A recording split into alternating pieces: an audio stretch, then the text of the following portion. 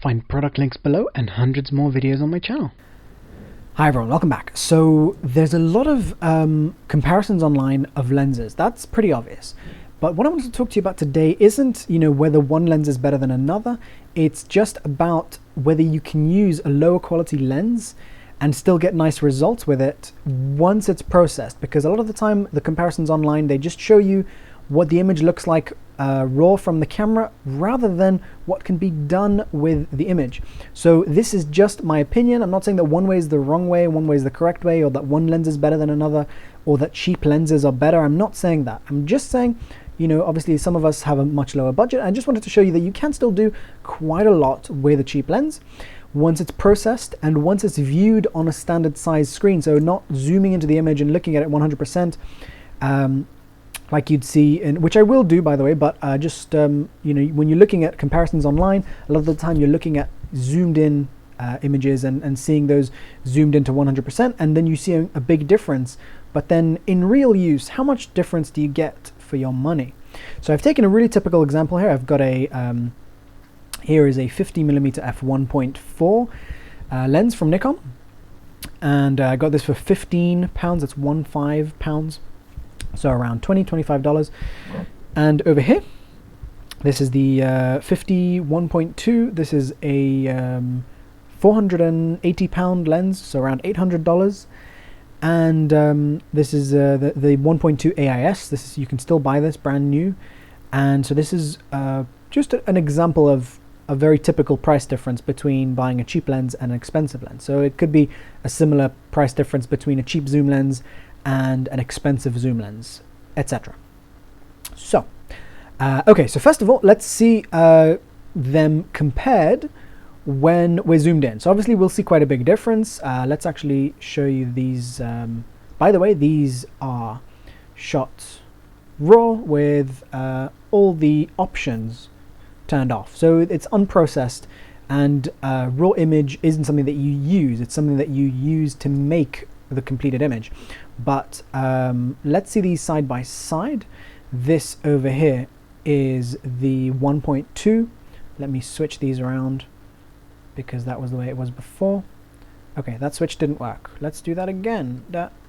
And there we are. So here we have the 1.2 and the 1.4. There is a big, or a fairly noticeable difference in image quality.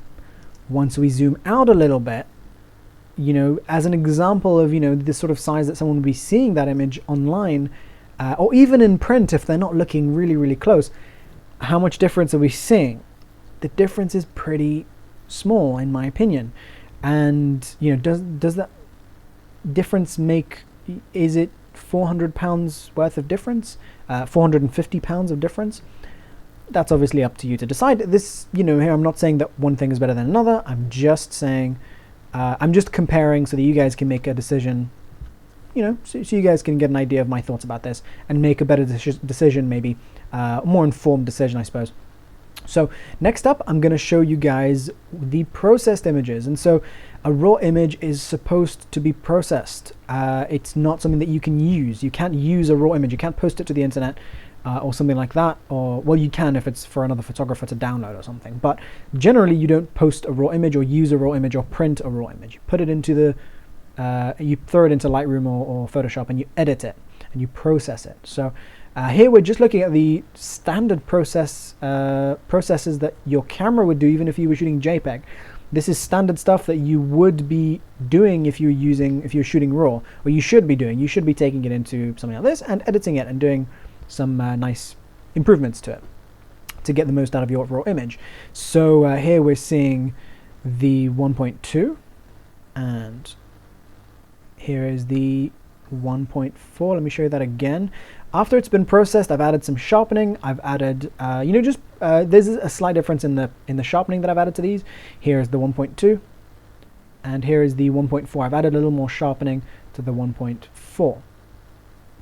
Apart from that, they're the same. So same sort of other settings, other processing settings. So there's a little bit of contrast and things like that, but not not gone and done tons and tons of it. Just a few minutes here in Lightroom. Sorry about this. My tablet's going crazy. Okay, so let's see these side by side. we've got this, okay, so here we have on the left, we've got the 1.2, and on the right here we have the 1.4. We're still seeing a difference, but it's a smaller difference than we were seeing before. And then when we zoom out, once we get a processed image, an image that we might want to use, from the raw, then let me actually go in that much.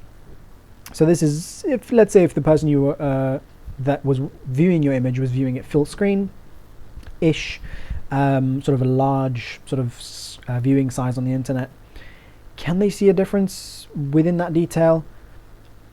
I don't know. I mean, again, it's really up to you to decide on what's appropriate for your budget and what's best for you, and it's really up to your your opinion and your preference. But I just wanted to show you that you can get once it's processed and once it's zoomed out, you can still get a good image out of a cheap lens. And so I hope this was helpful to someone. I'm not saying here that you have to buy a cheap lens or whatever, but I just wanted to show you an example. So hopefully this example was helpful to someone. And yeah, let me know your thoughts below, because hey, maybe I'm wrong. But okay, so I wanted to show you one more thing, and that is with regards to just a really extreme example of my opinion about something. So let me go over to Photoshop. So here's an image that I'd shot, an image that I quite like. If most people were to see this on the internet, they would think, an interesting image. They wouldn't immediately go, wow, that image is really out of focus, and I really don't like it because of that. So if you were just viewing this image, you generally would just look at it and you go, it's interesting, there's a girl with a skateboard, whatever, it's a nice image. But obviously if you saw it side by side compared to an image that was in focus, here the girl moved out of focus, but if you saw it side by side compared to an image that was in focus, it'd be a big difference. But when they're not side by side, when you were just looking at this image, it was just an image, it was just a photo that communicated something rather than a photo that had to be in focus. And so this is a fairly extreme example. Most of her body here is out of focus. Her face is a little more in focus, which means it's still, a fairly usable image. This is actually going to only be a part of a smaller, a part of a larger image. So eventually, this is in progress, but eventually it will be maybe cropped something like this. I'm not fully sure. I normally make those decisions at the end, but yeah, it's part of a larger panorama. So that's just an extreme example of something where, in my opinion, you could pay more attention to other things potentially than sharpness. Just my opinion is that sharpness can sometimes be less important than other things, like for example the subject. And yeah, again, just my opinion, and hopefully you found this video helpful. And yeah, so thanks for watching, guys. Don't forget to subscribe and check out my other videos, and I'll see you soon. Bye.